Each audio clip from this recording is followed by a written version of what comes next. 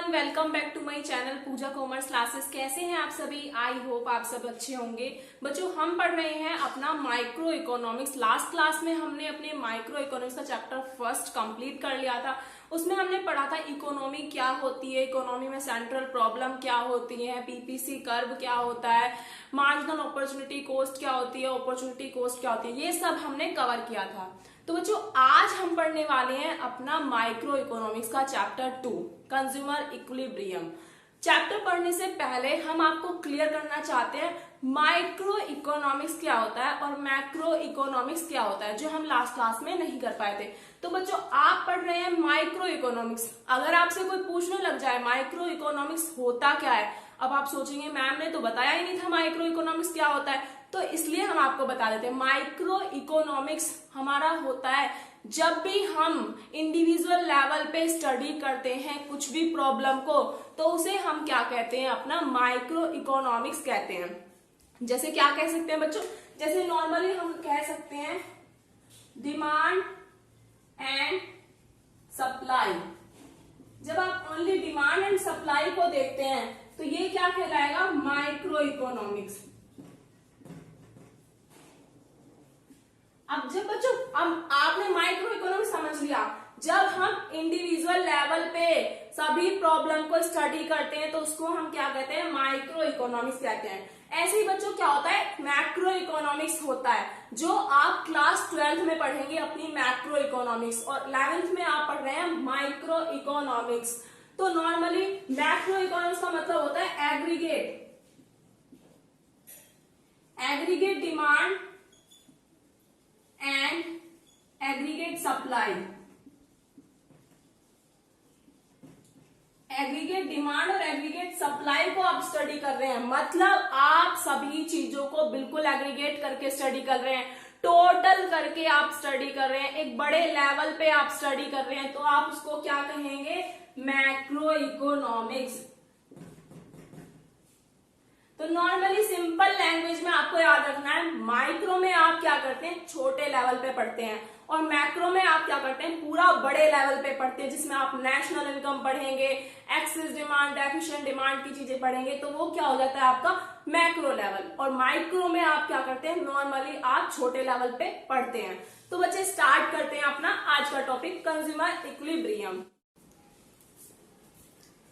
हाँ जी बच्चों, तो पढ़ते हैं अपना टॉपिक कंज्यूमर इक्विलिब्रियम। तो बच्चों, कंज्यूमर इक्विलिब्रियम में आपका पहला पॉइंट आता है यूटिलिटी।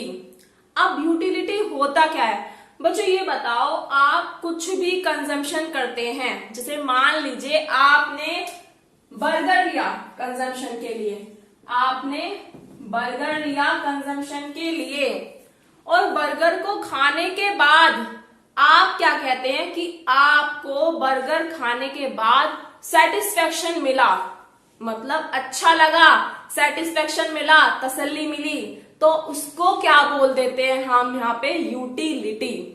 क्या बोलते हैं, यूटिलिटी। तो बर्गर को खाने के बाद आपको जो सेटिस्फेक्शन मिलता है उसे हम क्या कहेंगे, यूटिलिटी कहेंगे।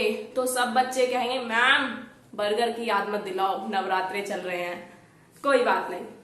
तो नॉर्मली अब आपको समझ आया होगा यूटिलिटी होता क्या है। यूटिलिटी का मतलब होता है, utility refers to want satisfaction. क्या कहा है, वांट सेटिस्फेक्शन।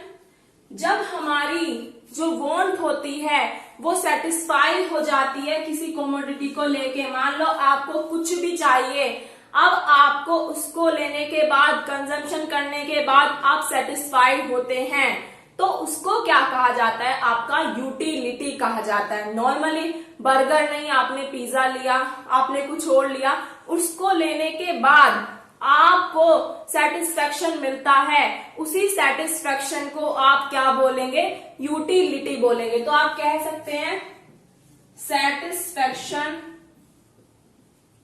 Equal utility. तो एक तरह जो भी आपको सेटिस्फेक्शन मिल रहा है उसे आप क्या कहेंगे, यूटिलिटी कहेंगे।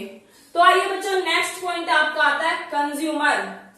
अब ये तो सभी बच्चे जानते होंगे कि कंज्यूमर क्या होता है।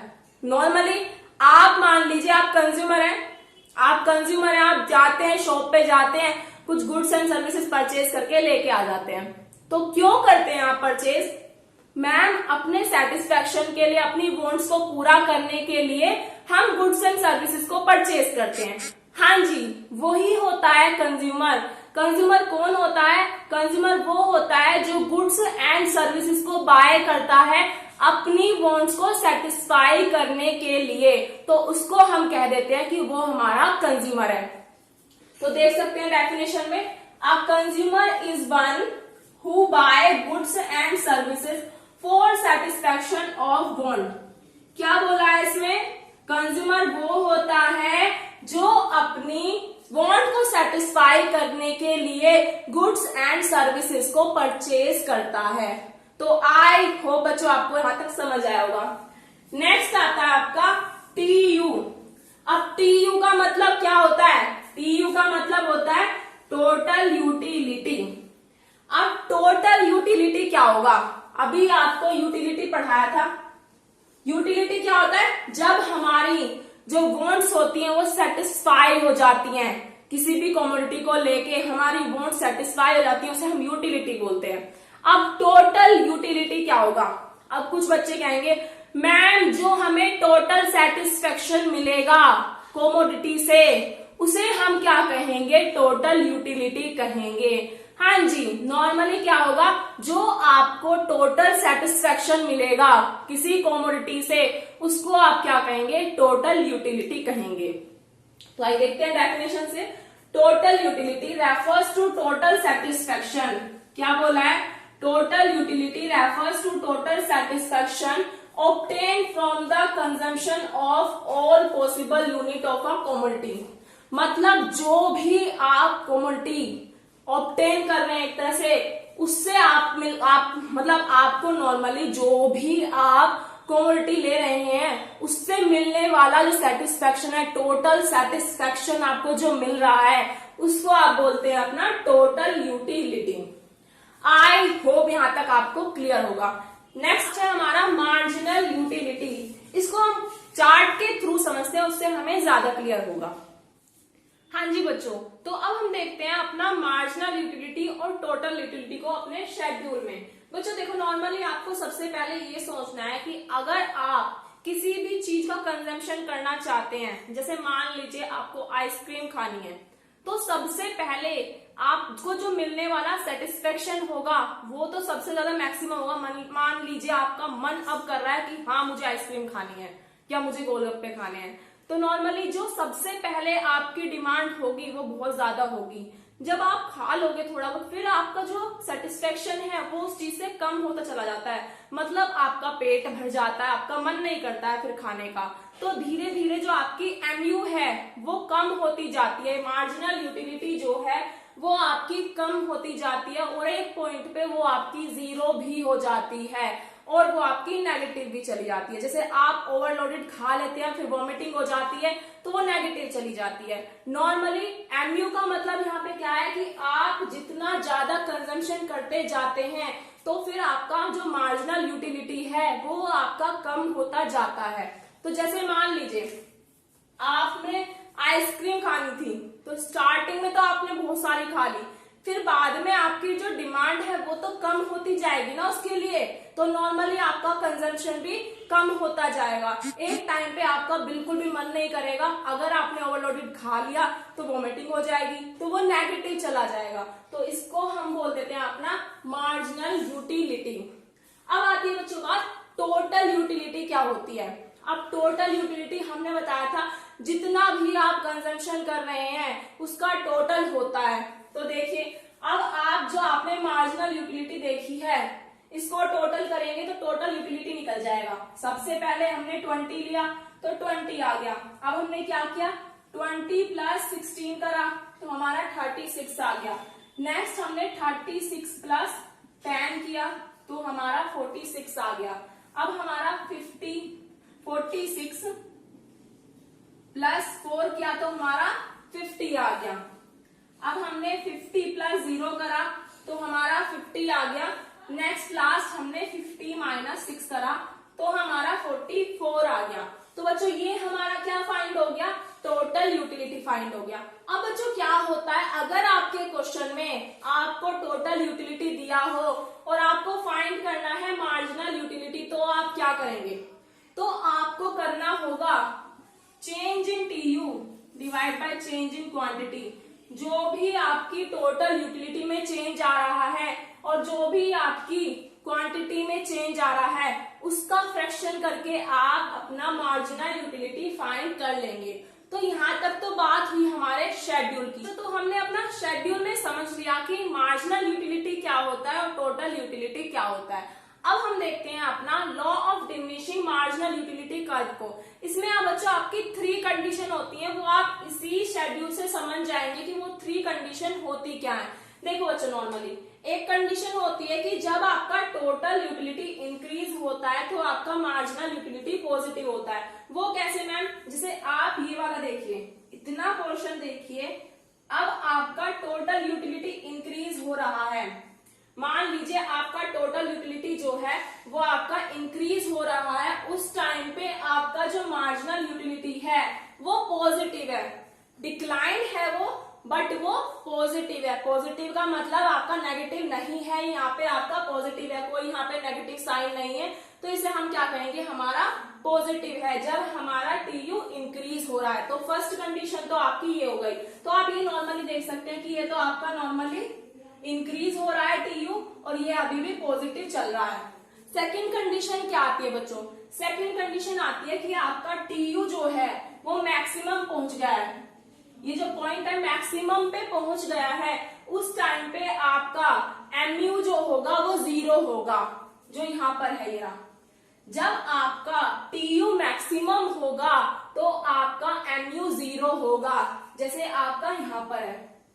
तो ये वाली कंडीशन तो आपकी यहाँ पर है, ये वाली कंडीशन आपकी यहाँ पर है कि आपका जो टीयू है वो मैक्सिमम है और आपका मार्जिनल यूटिलिटी आपका 0 है। नेक्स्ट आता है आपका last point, TU is start falling, MU is negative. जब आपका टोटल यूटिलिटी फॉल होना स्टार्ट होता है उस टाइम पे आपका एमयू जो है वो नेगेटिव चला जाता है। तो ये हो जाती है आपकी लास्ट कंडीशन। तो आपको ये बिल्कुल अच्छे से याद रखना है और ये चार्ट भी आपको एग्जाम में बनाना होगा। अगर आपको लॉ ऑफ डिमिनिशिंग आता है और एग्जाम में पूछा जाता है ये क्वेश्चन, तो आप इसको अच्छे से पढ़ लेना। तो नॉर्मली 3 कंडीशन होती है, तीनों ही मैंने आपको समझा दी है। इसमें कोई ऐसा नहीं है कि आपको ये बिल्कुल आपको देख के ही बनाना है, ये आप अपने माइंड में फिक्स कर लो। 3 कंडीशन बनेंगी और आपको इस तरह से ही चार्ट ड्रॉ करना होगा। आई होप बच्चों आपको यहाँ तक क्लियर हुआ होगा। अब पढ़ते हैं बच्चों कंज्यूमर इक्विलिब्रियम होता क्या है, जो हमारे चैप्टर का नेम है उसका मतलब क्या होता है। बच्चों कंज्यूमर इक्विलिब्रियम का मतलब होता है वो पॉइंट जिस पॉइंट पे हमारे कंज्यूमर को एक मैक्सिमम सेटिस्फेक्शन मिलता है, उसी पॉइंट को हम बोल देते हैं कंज्यूमर इक्विलिब्रियम पॉइंट। जैसे मान लीजिए आपने पैसा खर्च करा और आपने 50 रुपए खर्च करे, उसके बदले में मिलने वाला सेटिस्फेक्शन आपको मैक्सिमम लग रहा है कि मतलब आपने 50 रुपए अगर खर्च करे हैं तो सेटिस्फेक्शन आपको उसके इक्वल मिल रहा है। जैसे मान लो आपने 10 रुपीज खर्च करा, उससे मिलने वाला जो सेटिस्फेक्शन है पहले आपको 20 मिल रहा था, मतलब आपके प्राइस से ज्यादा मिल रहा था, ठीक है। फिर आपने फिर से 10 रुपीज खर्च करे हैं, आपको जो सेटिस्फेक्शन मिल रहा है वो आपको 10 ही मिल रहा है, इक्वल है। नेक्स्ट आप दोबारा से 10 ही खर्च कर रहे हैं, उससे मिलने वाला जो सेटिस्फेक्शन है वो आपको कुछ 5 ही मिल रहा है। तो ये यहाँ पे हमारा इक्विलिब्रियम पॉइंट कौन सा होगा, इक्विलिब्रियम पॉइंट आपका होगा जब आपका सेटिस्फेक्शन आपकी स्पेंडिंग के इक्वल होगा। एक तरह से दोनों इक्वल है, जितना आपने खर्च करा और जितना आपको सेटिस्फेक्शन मिला है वो दोनों बराबर हैं, तो उसको आप क्या कहेंगे, इक्विलिब्रियम पॉइंट कहेंगे। उसे ही हम क्या बोलेंगे, कंज्यूमर इक्विलिब्रियम बोलेंगे। तो बच्चों मैंने डेफिनेशन नहीं लिखी है इसकी, नॉर्मली ये समझने का पॉइंट है। अगर आपको समझ में आ गया तो नोट्स तो मैं आपको प्रोवाइड करा ही देती हूँ, फिर से क्लियर कर देती हूँ जिससे कि आप कंफ्यूज ना हो। कंज्यूमर इक्विलिब्रियम आपका वो पॉइंट होता है जिस पॉइंट पे जो कंज्यूमर अपना खर्च कर रहा है पैसा, उसके अकॉर्डिंग उसे इक्वल सेटिस्फेक्शन मिल जाता है, तो उसी पॉइंट को हम कहते हैं कंज्यूमर इक्विलिब्रियम। आई होप आपको यहाँ तक क्लियर होगा। जी बच्चों, अब पढ़ते हैं इंडिफरेंस कर्व क्या होता है। इंडिफरेंस कर्व होता है जो आपके टू गुड्स के कॉम्बिनेशन को शो करता है। जैसे मान लीजिए पहले आप परचेज कर रहे हैं एप्पल, अब आपने सोचा आप बनाना भी परचेज करेंगे, तो आपने देखिए यहाँ पे इस चार्ट में देख सकते हैं, आपने पहले बनाना परचेज करा होगा। अब आपने सोचा कि आप 15 तो बनाना परचेज कर लेते हैं और एक एप्पल परचेज कर लेते हैं। अब हुआ क्या, घर में सबको बनाना इतना पसंद नहीं है, अब सबको एप्पल पसंद आने लगा, तो आपने सोचा चलो एप्पल अब की बार 2 परचेज कर लेते हैं और बनाना 10 परचेज कर लेते हैं। थोड़ा बनाना की क्वांटिटी को कम कर देते हैं, एप्पल की क्वांटिटी को बढ़ा देते हैं। नेक्स्ट क्या हुआ, अब फिर से आपके घर में डिमांड एप्पल की ज्यादा हो रही है, तो आपने क्या करा, अब की बार एप्पल 3 परचेज कर लिया और बनाना आपका 6 हो गया।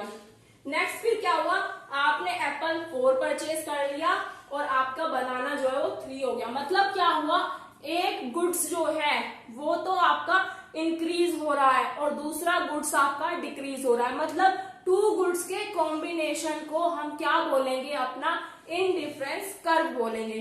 क्या बोलेंगे, जो हमारे 2 गुड्स का कॉम्बिनेशन शो करता है उसे हम इंडिफरेंस कर्व बोलते हैं। अब इंडिफरेंस कर्व तो बच्चों आपको बना के दिखाना पड़ेगा एग्जाम्पल में। अगर क्वेश्चन में ये आता है तो डेफिनेशन चाहे आप 1 लाइन की लिख देना, बट डायग्राम जरूर ड्रॉ कर देना।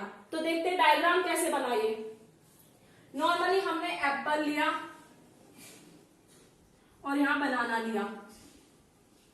हमने क्या किया यहाँ पे, नॉर्मली आपने इसका जो भी क्वांटिटी है वो नोट कर दो ऐसे, और बनाना की भी क्वांटिटी आप नोट कर सकते हैं। फिर हमें क्या करना है, एप्पल 1 है तो बनाना हमारा 15 है, यहाँ पे पॉइंट लगा दिया। एप्पल 2 है तो बनाना 10 है, तो यहाँ पे पॉइंट लगा दिया।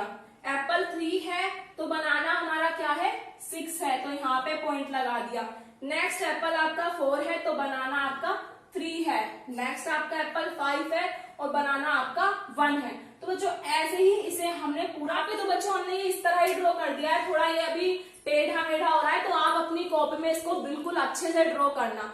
आई होप आपको समझ आया होगा। इंडिफरेंस कर्व कुछ नहीं है, बस आपको दिमाग में रखना है टू गुड्स का कॉम्बिनेशन होता है हमारा इंडिफरेंस कर्व। तो आई होप बच्चों आपको आज का वीडियो लेक्चर क्लियर हुआ होगा। अगर कोई भी डाउट होता है तो आप मुझसे कमेंट बॉक्स में पूछ सकते हैं, अदरवाइज आप मुझे इंस्टा पे फॉलो कर सकते हैं, वहां पे अपना पर्सनल डाउट मुझसे पूछ सकते हैं। अगर आपने अभी तक चैनल को सब्सक्राइब नहीं किया है तो जाके चैनल को सब्सक्राइब कर लेना, बेल आइकन को प्रेस कर लेना, जिससे हर वीडियो का नोटिफिकेशन आप तक पहुंचता रहे। Thank you so much.